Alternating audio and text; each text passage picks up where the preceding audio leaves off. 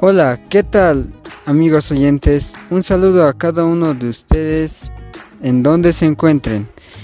Hoy estaremos con un tema muy importante, el cual es el caso Finsa, y para este tema nos acompañan nuestros queridos amigos. Hola, ¿qué tal chicos? Les habla Miguel Ángel. Hola chicos, ¿cómo están? Les habla Yamilet Guzmán. ¿Cómo están mis amigos? Les habla Nilda Mamani. Y mi persona, Roberto Flores. Empezamos esta historia con los esposos René Arévalo y Hortensia Páez, que eran los padres de 10 hijos, los cuales son Nelson, Lidia, Carlos, Eddie, Giovanna, Marco, Jerry, Richard, César y Cristian, 8 varones y 2 mujeres.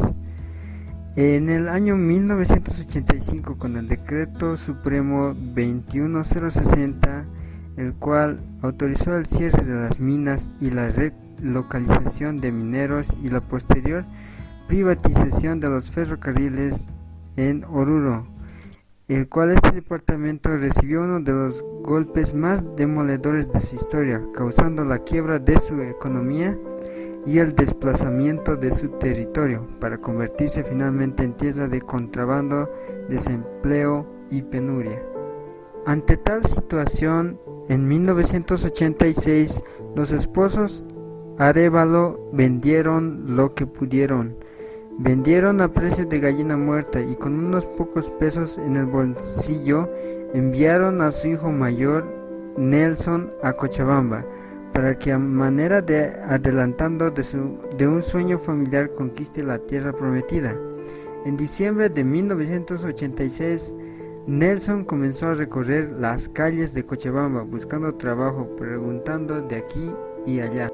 Nelson, empezando con la venta de champúes ambulantes y otras baratijas, y por el gran timbre de voz que tenía, uno de sus paisanos le había conseguido trabajo en una radioemisora, invitando a Nelson a ayudarle en un programa deportivo a su cargo.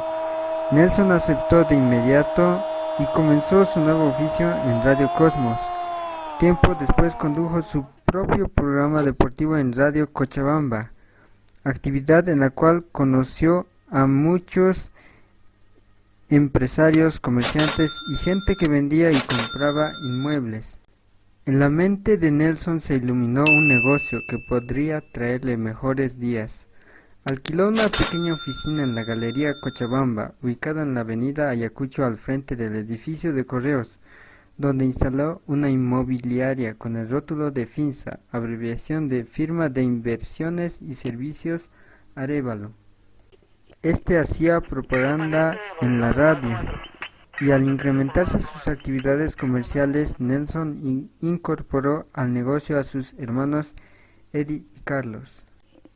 Pasando los años 1987 y 1988 lleno de esperanzas y desafíos no solo para él sino también para el resto de su familia que estaban en Oruro, comenzando en 1989, año electoral, y Nelson recibió la oferta de hacerse militante del MNR, el cual él aceptó. Lo nombraron subdirector de formación de mano de obra FOMO, donde trabajaba principalmente en horarios diurnos, por lo que su hermano Eddie se hizo cargo del negocio y de esa manera este comenzó su carrera como subgerente de Finsa. Al poco tiempo, Nelson Arévalo tuvo problemas con algunos inversionistas. Al final, escucharon finalmente las súplicas de Eddie, quien les aseguró que su hermano ocuparía un alto cargo en el nuevo gobierno del MNR. Pero después Nelson se dedicó a fondo como intermediario en el negocio de compra y venta de inmuebles y en la campaña electoral del MNR, logrando importantes contactos y no obstante de que el MNR ganó las elecciones, no fue gobierno porque los partidos de ADN y el MIR, partidos que se unieron y sumando votos sacaron del gobierno al MNR. En agosto de 1989, ante el favorable clima político y económico que se abría en Bolivia, con el Acuerdo Patriótico, donde Nelson Arévalo decidió ampliar sus negocios al rescate de capitales de manera bastante novedosa, ofreciendo pagar el 6% de intereses y asegurando tener grandes inversiones. En un par de meses logró atraer un considerable caudal de prestamistas que, cegados por la ambición, empezaron a confiarle sus capitales. Finza atrajo a los relocalizados mineros, amas de casa, comerciantes, policías, militares en general, los cuales querían obtener dinero fácil. Tanto creció Finza que finalmente compraron parte de un gran edificio en la calle Jordán y radicar allí definitivamente su negocio. Viendo esto, algunos de los paisanos de Nelson imitaron esta actividad, abriéndose así muchas inmobiliarias, como ser Multiactiva de Freddy Fernández, Orcobol de Max Torrico Moya, Invance de Omar Porcel Ramírez, Vial de Juan José Vidal Muñoz, Finza S.R. de Nelson Arévalo, Cobol de Germán Quispe y Comser de Edito Rico Moya. Estas 7 lograron recaudar $100 millones de unos 50,000 ahorristas de Cochabamba, Oruro y La Paz, principalmente durante todo el tiempo que funcionaron, beneficiándose así por el actual gobierno de ese entonces.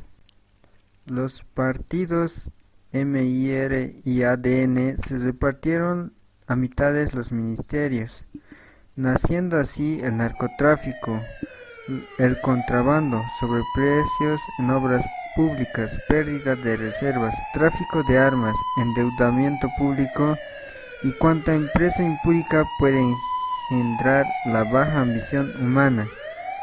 Era natural que también florezcan las inmobiliarias para timar los ahorros y las propiedades, donde la víctima fue el pueblo boliviano. Los padrinos de estas criaturas fraudulentas como Finza fueron altos ejecutivos del Acuerdo Patriótico, es decir, militantes del MIR y ADN, los cuales hicieron funcionar estas entidades ilegalmente. Después ocurrió lo que se venía en cadena. Militante del IMR y ex senador de dicho partido cobró $500,000 para no intervenir a las inmobiliarias. Otra parte, el intendente de los bancos de aquella época y su hija, que eran militantes del ADN de apellido Escobar, recibieron $300,000 recaudados por todas las inmobiliarias y luego se apoderaron de $2 millones de Finza, con la promesa de convertirla en casa bancaria. Llegando a la quiebra de Finza, llegó el turno de policías, fiscales, jueces, abogados, empleados de la empresa, prestamistas influyentes e incluso dirigentes de los ahorristas que se llevaron lo que quedó de la empresa. Pronto en Bolivia comenzó una locura colectiva. Se empezó a hablar de Finza en todos los tonos y matices. Pronto la oficina central de Finza de Cochabamba fue inundada de gente de todos los estratos sociales, de empleados, profesionales, trabajadores gremiales, amas de casa, policías, militares, entre otros. La locura colectiva que afectó a todos canceló sus contratos de anticrisis y recuperaron sus capitales y los depositaron en Finza. Otros más ambiciosos vendieron sus bienes, casas, automotores, lotes de terreno y joyas con el espejismo de tener una saneada renta mensual. La locura era total, incluso hubo gente que, hipotecando sus bienes, se prestó dinero de las entidades bancarias al interés del 3% y lo depositó en Finza para recibir el 6%, que resultaba un buen negocio. En medio del jolgorio que vivía la ciudad, la masa de prestamistas de Finza, lejos de alarmarse, festejaba la vida suntuosa de sus propietarios. Nelson Arévalo fue el padrino del Valle Cochabambino, padrino de todo y de todos, de viajes, de promoción, de equipos deportivos, de estreno de casas, de recién casados y hasta de candidatos a cargos públicos por elección, yendo de fiesta en fiesta, de celebración en celebración. Realmente fue una locura colectiva la que se vivió en Cochabamba durante el apogeo de Finsa y de su gerente propietario. La empresa se hundía y todos sus prestamistas prefirieron ignorar el peligro en actitud parecida a los integrantes de la orquesta del Titanic. Nilda Mamani, ¿qué es lo que ocurrió posteriormente? El fiscal recibe $500,000 por parte de los inmobiliarios que entraron en crisis en 1990 en abril. Estos inmobiliarios fueron observados por las firmas ilegales que tenían y son Finsa, Multiactiva, Orcol, Vial, Invac. Estos 5 gerentes tomaron la decisión de solicitar un plazo de tiempo que no se les concedió y tampoco quiso rebajarles ni un centavo. Entonces estos 5 gerentes se pusieron de acuerdo a acotar los $500,000 y cada uno puso $100,000. Luego de acotar, fue Orcobol que entregó el dinero en manos propias del fiscal en su domicilio. Y después de hacer la entrega, pasando un tiempo, el fiscal del distrito fue ascendido a senador de la República, dejándolos a su propia suerte y a nuevas extorsiones. Se fue de La Paz. Por lo extraña coincidencia, lo dicho anteriormente por el exgerente de Orcol, tiene una exacta coincidencia con los registros periódicos de la época. Del 30 de marzo de 1990, en las páginas centrales de los periódicos locales Los Tiempos y La Opinión. Estos aparecen como avisos superintendencias de bancos, con el título de la prevención al público, que advierten a la población de las inmobiliarias Finsa, Multiactiva, Arcol, Vial e Invac funcionan al margen de la ley por no tener la autorización ni control de las superintendencias de bancos, por cuya razón pide el fiscal del distrito clausurarlas. El 2 de abril causaron pánicos por los avisos de las superintendencias entre los audistas de las inmobiliarias. El 3 de abril vuelven a publicar avisos de prevención de la superintendencia, tratando de tranquilizar a sus audistas. El 4 de abril, Asoban publicó una solicitada respaldando las acciones de las superintendencias. El 5 y el 6 de abril, la superintendencia vuelve a la carga con las nuevas advertencias al público. El 7 de abril, al fin entra en escena el fiscal del distrito, haciendo declaraciones de que inspeccionará a los inmobiliarias denunciadas por las superintendencias y en otro lenguaje enredado. 13 de abril, los ejecutivos de Finsa publican una extensa solicitada, dando cuenta de que el fiscal del distrito inspeccionó sus oficinas. El 16 de abril llega nuevamente a Cochabamba el superintendente de bancos, pero esta vez con una actitud totalmente diferente. Su primera visita en declaraciones a la prensa fue publicada el siguiente. Señaló: evaluar los servicios que prestan las inmobiliarias para legalizarlas. Y el 16 de abril, el fiscal del distrito declara que sigue investigando a las inmobiliarias y al siguiente 17 de abril de 1990 publicó una solicitada en media página de los periódicos locales, dando a conocer su dictamen sobre las inmobiliarias. Pero lo importante de todo este dictamen, que fue publicado casi al filo del plazo acordando con Ausistas, tranquilizó a todos, a los propietarios de las inmobiliarias y a sus clientes. El contubernio Fiscalía. Esto nos dice cómo reveló el exgerente de Orcobol el mes de abril de 1990 que cuando las inmobiliarias fueron acosadas por las superintendencias de bancos, el fiscal del distrito había recibido $500,000 de manos de dicho gerente. Para dejar que éstas sigan funcionando, por otra parte, ese mismo mes, el intendente bancario segundo de la superintendencia había recibido $300,000 de manos del gerente de Finsa para enredar el asunto con cualquier argumento y no actuar como se demuestra más adelante. Una vez de estos sobornos, ambas autoridades de la Superintendencia de Bancos y del Ministro Público se limitaron a interpretar un libreto para engañar a los ausistas y encubrir a los propietarios de las inmobiliarias. ¡Wow! Muy sorprendente lo que nos acaba de contar Ninda. Ahora Tania Guisada nos contará sobre las avionetas de Finsa. Los hermanos Arévalo eran propietarios de 2 avionetas con las que crearon una empresa de transporte aéreo de pasajeros llamada Gaviota Finsa, con la que prestaban servicio de taxi aéreo a pasajeros que necesitaban trasladarse a remotas poblaciones del territorio nacional. Esta empresa era un anzuelo más de los hermanos Arévalo para dar apariencia de bonanza económica a su empresa ante sus ingenuos prestamistas.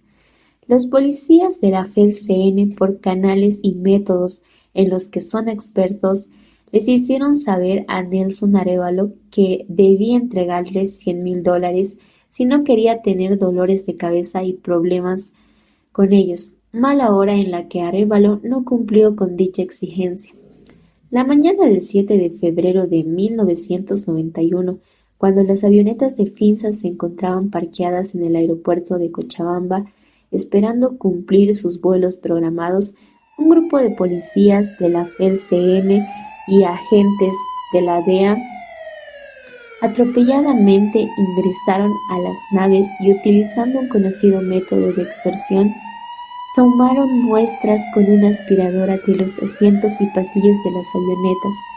Ahí mismo montaron su pequeño laboratorio y supuestamente encontraron partículas de cocaína en los filtros de la aspiradora. No esperaron más. Con gran despliegue publicitario anunciaron la incautación de ambas avionetas de Finsa y de la detención de sus pilotos. Lo cierto es que esta noticia causó verdadera conmoción entre los ahorristas de Finsa y de toda la población. La gente quedó conmocionada. Los dueños de Finsa desaparecieron, sus oficinas fueron cerradas y no había una voz oficial que informe al pueblo de lo ocurrido. La angustia, depresión y pánico estalló entre los ahorristas. Esta angustia y protesta popular duró 10 interminables días hasta que el 18 de febrero, a mediodía, súbitamente Canal 9 de Finsa emitió un mensaje pregrabado de Nelson Arévalo, en el que éste, con el rostro demacrado y con la voz entrecortadas por la angustia, denunció haber sido objeto de una extorsión. Acusó a la FELCN de haber planificado todo en castigo por no haberles entregado $100,000 que le exigieron para dejar tranquilo su negocio. Son ellos, dijo, los que pusieron la droga en los aviones para justificar su ilegal operativo.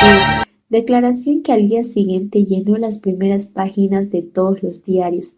2 días después de este mensaje, los hermanos Nelson y Carlos Arévalo dirigieron una carta al presidente de la República, licenciado Jaime Paz Zamora, denunciando a la FELCN y a la DEA por haber planificado y ejecutado un operativo y extorsión contra las avionetas de Finsa y pidiéndole una investigación profunda y severa de estos hechos.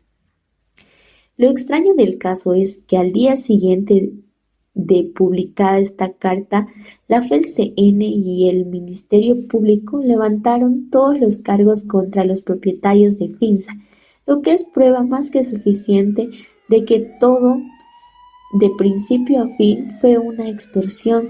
Por entonces y ahora mismo, toda acusación de narcotráfico debe tramitarse hasta el fin, no pudiendo autoridad alguna interferir en el trabajo de policías, fiscales y jueces.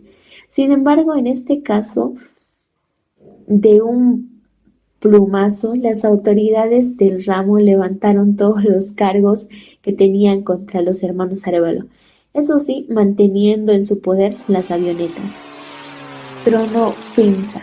El 21 de febrero de 1991, luego de ser conocido el levantamiento de cargos por narcotráfico a favor de los hermanos Arévalo, sucedieron tensas horas de angustia e incertidumbre entre los miles de ahorristas de Finsa en la plaza principal y en las inmediaciones del edificio de Finsa, que continuaba cerrado.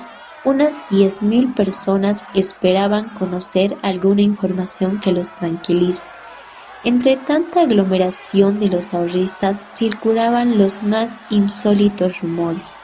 Dice que los Arévalo han ido a Colombia a traer dinero para devolvernos. Dice que el gobierno los apoya y que todo se solucionará.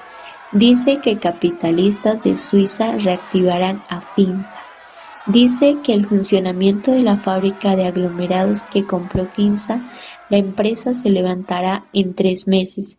Dice que el presidente es accionista de Finsa y que ordenará la devolución de capitales con dinero del Estado. Dice, y así la multitud se tranquilizaba con sus propios argumentos. El pánico cundió entre los desesperados ahorristas cuando el periódico Hoy de La Paz salió a la venta en Cochabamba cerca del mediodía. Por su importancia y para comprender a fondo esta historia, a continuación leeremos el texto íntegro de aquella publicación del periódico Hoy, que como título de encabezado tenía Trono Finsa, la estafa del siglo en Bolivia. La inmobiliaria firma integral del servicio Arévalo, Finsa S.r.l., se desmoronó por completo con la fuga de sus propietarios, los hermanos Nelson, Eddie y Carlos Arévalo. Probablemente se jugaron al Brasil, quienes perpetuaron una estafa que afecta aproximadamente a 30.000 ahorristas, cuyos depósitos están calculados en 50 millones de dólares, originando el mayor desfalco en la historia financiera de Bolivia.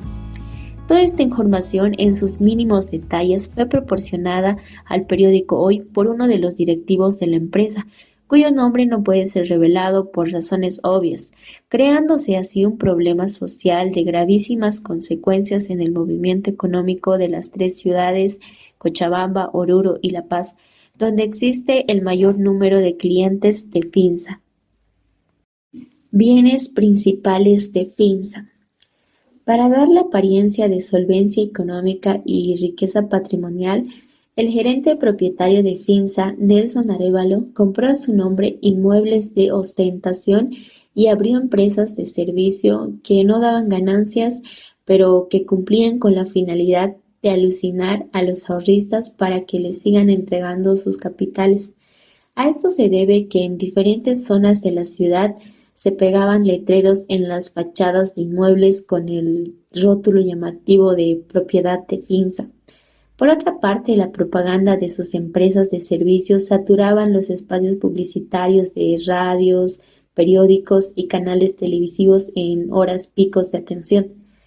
Es más, Arévalo era propietario del canal 13 de televisión que en la fachada de su edificio, ubicado en la avenida Oquiondo, zona céntrica de la ciudad, exhibía un enorme letrero que decía «Propiedad de Finsa», que dedicaba gran parte de sus espacios publicitarios a presentar a Finsa como empresa solvente que recibía capitales y pagaba suculentos intereses por adelantado.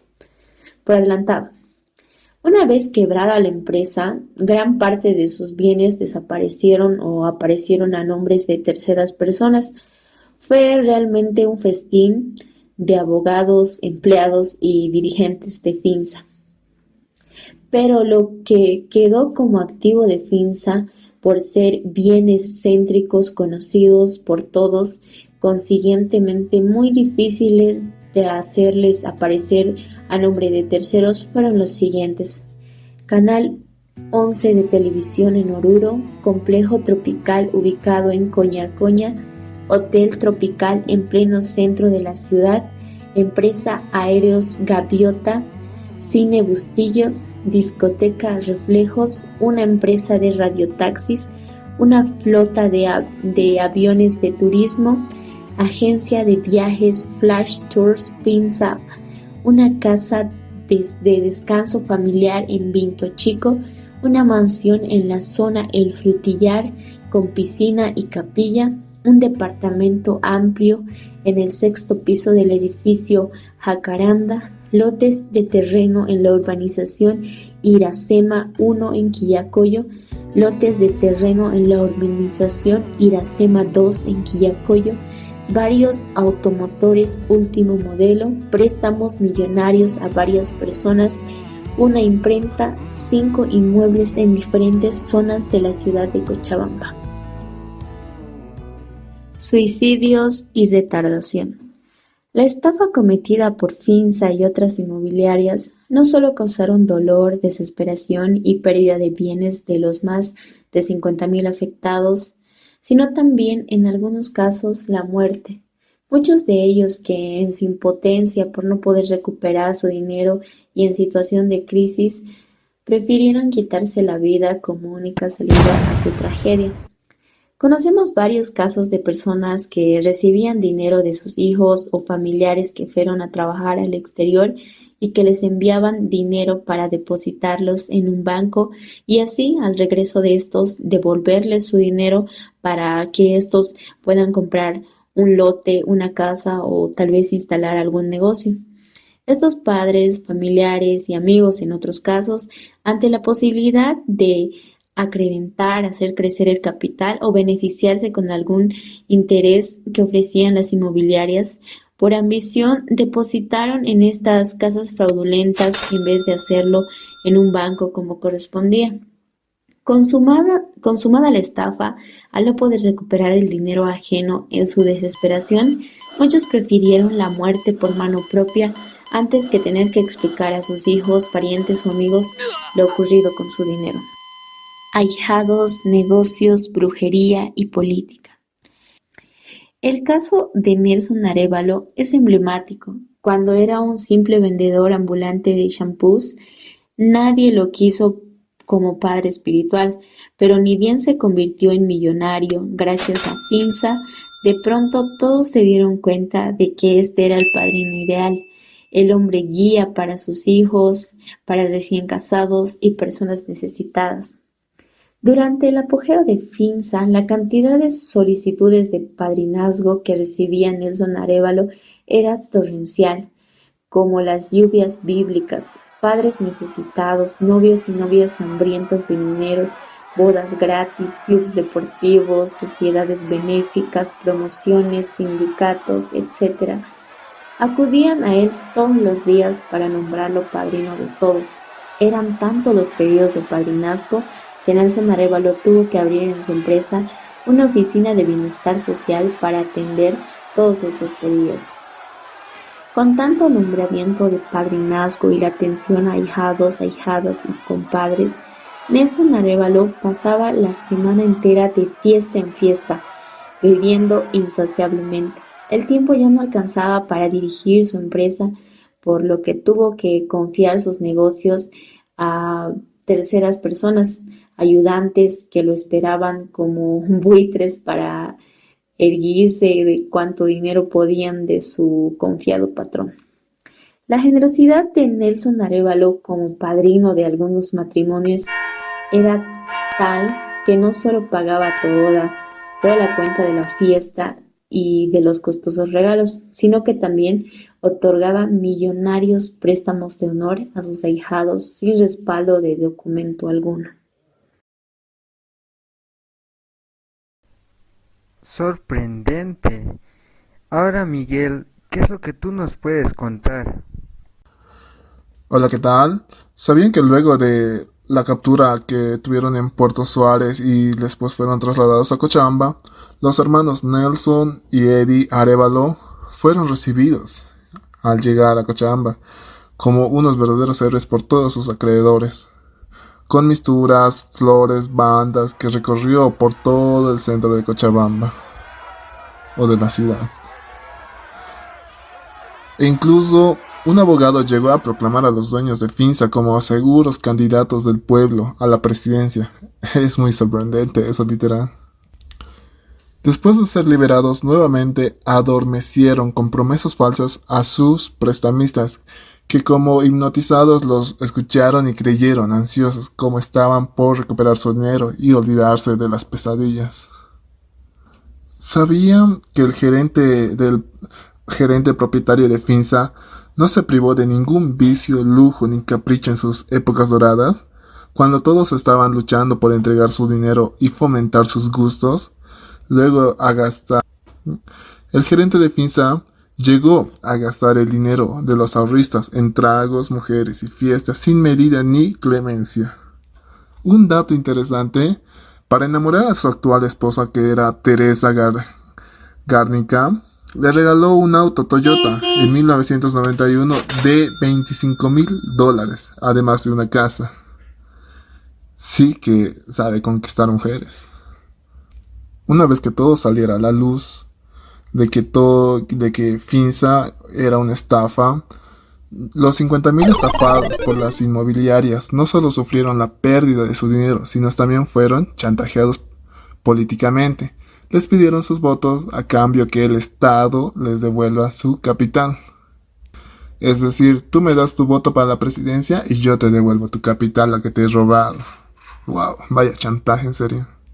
Y técnicamente los estafados, que eran de escasos recursos o los más pobres, así por decir, no tuvieron más alternativa que dar sus votos a sus mismos verdugos.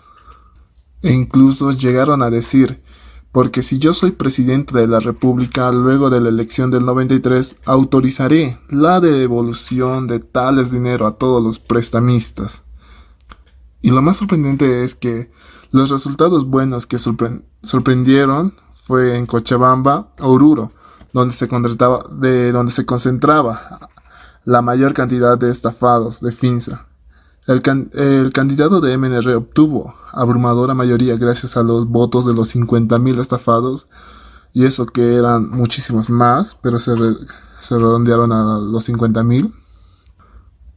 Han creído en su promesa y volvieron a caer en sus trampas, porque una vez llegando al poder, el flamante presidente del partido se olvidaron completamente de sus promesas electorales. Todo había sido una mentira una vez más. A los afligidos prestamistas resultaron estafados nuevamente. Hay que tener una cara bien dura para poder estafar otra vez a las mismas personas que te apoyaron. Y Yamilet, ¿qué nos puedes contar tú? Yo les voy a hablar un poco más de la muerte de Nelson Arévalo Páez, exgerente de Finsa. El lunes 30 de septiembre de 1991, dentro del Jeep color azul fue encontrado muerto Nelson Arévalo Páez. El cadáver se encontraba en el asiento trasero del vehículo. Con las manos emanilladas atrás, Arévalo había muerto a causa de un disparo en la cabeza. Durante la autopsia se estableció que la muerte había ocurrido entre la 1 y las 3 de la mañana.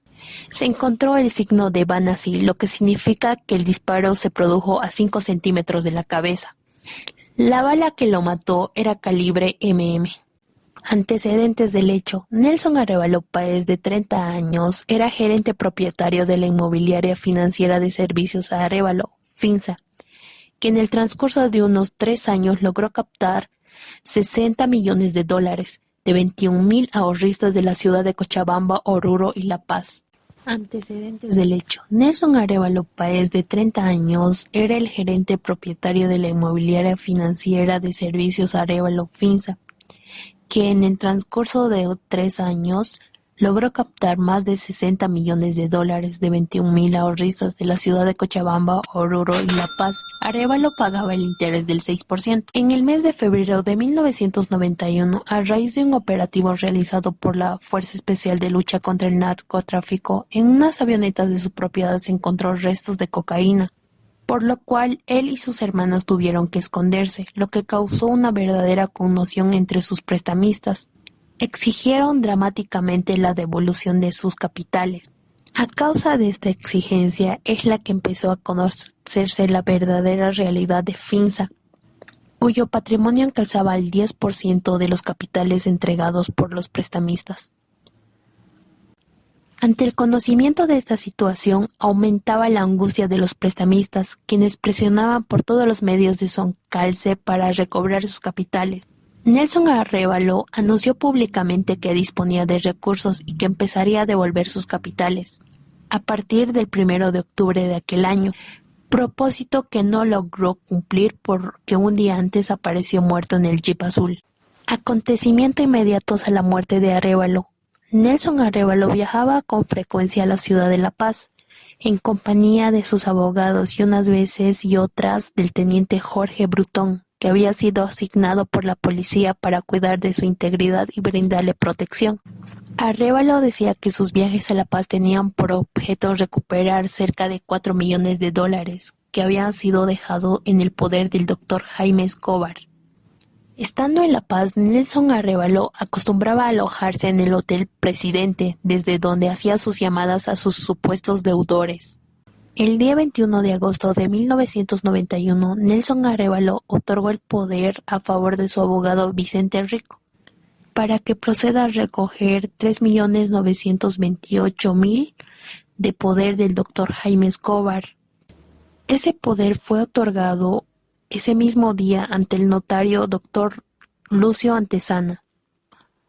La última vez que Arévalo viajó a La Paz fue el día 26 de septiembre de 1991 en compañía de su abogado Vicente Rico, con la finalidad de cobrar el dinero que le debían los Escobar. Acontecimientos del último día en que estuvo vivo Nelson Arévalo. El día domingo 29 de septiembre de 1991, Nelson Arévalo estuvo en una fricacería en compañía de su suegro, su chofer y un miembro de su cuerpo de seguridad. Llegó a dicho local el subteniente Roberto Flores. Un poco después llegó Willy Rocabado, quien también se enteró por radio que Arévalo se encontraba ahí. Roberto Flores dice que en el momento en que nos sirviéramos ingresó el teniente coronel Willy Rocabado acoplándose a la mesa. En dicha conversación con el señor Arévalo, comentó que se habilitaría para candidato a concejal por Condepa. Elice Arévalo dijo que ese día toda su familia tenía una invitación a Tiquipaya. Aquel día toda la familia Arévalo salió rumbo a Tiquipaya, al lugar de Cana Rancho donde vive la señora Alicia, quien les había invitado a compartir una parrillada. Aproximadamente a las 8:45, Nelson Arévalo llegó a su domicilio. El portero del edificio comentó que Arévalo ingresó entre las 8:30 y 9 en compañía de una persona, mientras una tercera persona se quedó en el Jeep azul. El que estaba en el Jeep azul salió y se fue, mientras el guardaespaldas volvió a subir al departamento. 1 hora y media después aproximadamente, bajaron por el ascensor Arévalo y su guardaespaldas. El señor Arévalo portaba 2 maletines de cueros negros. Una vez en el auto, el señor Arévalo se fue por la avenida Ayacucho, mientras que el otro subió nuevamente al departamento. Más tarde, cuando eran las 12:30 de la madrugada, bajó el licenciado Arévalo en compañía del chofer. Arévalo se adelantó ligeramente y el chofer parece que le impedía, pero el licenciado abordó su movilidad, el Jeep azul, y se fue por la avenida Ayacucho. Luego, el portero le reclamó al chofer porque le había dejado salir solo. Posible móvil del crimen. La señora Hortensia, viuda de Arévalo, asegura que su esposo le dijo que tenía que recibir dinero entre el domingo y el lunes para comenzar a devolver a partir del 1 de octubre. Carlos Arévalo, hermano de Nelson Arévalo, señala que Nelson debería recibir dinero a fines de septiembre, pero no sabe cuánto y de quién. la ex conviviente de Nelson Arévalo, Liliana Adriazola, comenta que al principio viajaba mucho a la ciudad de La Paz con el teniente Jorge Brutón, sobre todo por el mes de julio de este año. Decía que viajaba por motivos de recoger dinero, sin decir de quién lo iba a recoger. El jefe del grupo que le brindaba protección a Arévalo, el coronel Willy Rocabado, señala que cuando le exigía el pago de sueldos, Arévalo les decía que les pagaría los primeros días de octubre. Lo que ocurrió antes de que Arévalo salga de su departamento. El día 29 de septiembre, luego de llegar a su departamento, Nelson Arévalo estaba ebrio y se durmió. Su chofer comentó que cuando llegaron al departamento, el señor Arévalo hizo muchas llamadas y luego le preguntó quién está abajo en la movilidad y él respondió el de seguridad. Entonces le dijo que se vaya y tú también te vas. Dentro de un rato después, el chofer volvió a subir. Arévalo estaba bastante furioso y preocupado. Solamente se fijaba su reloj y fumaba mucho. Luego entró a su dormitorio, sacó un maletín negro bastante ancho y seguía fumando, fijándose la hora. Luego salió a tomar el ascensor para finalmente subirse al jeep e irse. Optimismo de Arévalo por vivir y solucionar sus problemas. En contra de la versión policial de que Nelson Arévalo planificó su propia muerte y se hizo matar pagando a su verdugo, tenemos evidencias de que él tenía muchos proyectos en cuanto a su empresa y a su futuro político. Versiones sobre los autores del crimen. Algunos dicen que el mismo Nelson Arévalo planificó su muerte al encontrarse en la ruina económica y ante su imposibilidad de pagar sus deudas. Mediante el informe elaborado por la policía, se trata de demostrar al teniente coronel Willy Rocabado como importante personaje del crimen. En su versión de Jorge Linares, primer jefe de seguridad de Arévalo, comentó que el propio Nelson Arévalo fue quien planificó y pagó su muerte. El día 2 de octubre, la policía toma prueba de las manos de Jorge Linares y encuentra en ellas vestigos de pólvora. Jorge Linares al respecto explica que el día 20 de septiembre bebió en su casa habiéndose cortado la mano cuando estaba borracho. Linares niega terminantemente ser el autor de la muerte de Nelson Arévalo. Algo que se percibía de las declaraciones de Liliana Adriazola es que evitaba incriminar a Jorge Linares, ya que Arévalo le comentó que no tenía cuentas pendientes con Linares. Roberto Flores dice que Nelson Arévalo, a fines de julio de 1991, en estado de ebriedad y en un momento de depresión, le pidió dramáticamente que le diera la muerte, ofreciéndole a cambio un cheque de $4,000. Arévalo entregó a Vicente Rico una pistola de calibre MM el día 27 de septiembre. La policía encontró una carta amenazadora dirigida a Nelson Arévalo a nombre de un grupo llamado X. La última actuación que consta en el proceso es la fecha 19 de diciembre de 1993, por la que se ordena al gerente del Banco Nacional de Bolivia la devolución de $15,000 del imputado Jorge Linares.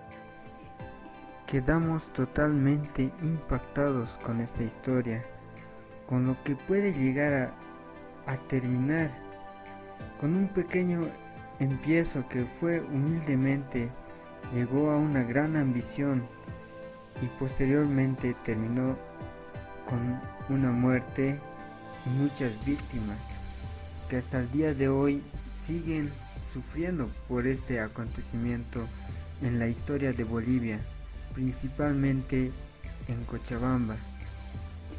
Y ahora nosotros como personas no debemos de caer en la visión, como escuchamos en este caso, que es el caso Finza, que ocurrió aquí en Bolivia. Muchas gracias, queridos amigos oyentes, por habernos escuchado durante este largo tiempo. Es muy importante que ustedes puedan compartir esta historia con sus seres queridos y amigos. Hasta un pronto programa, nos vemos. Muchas gracias.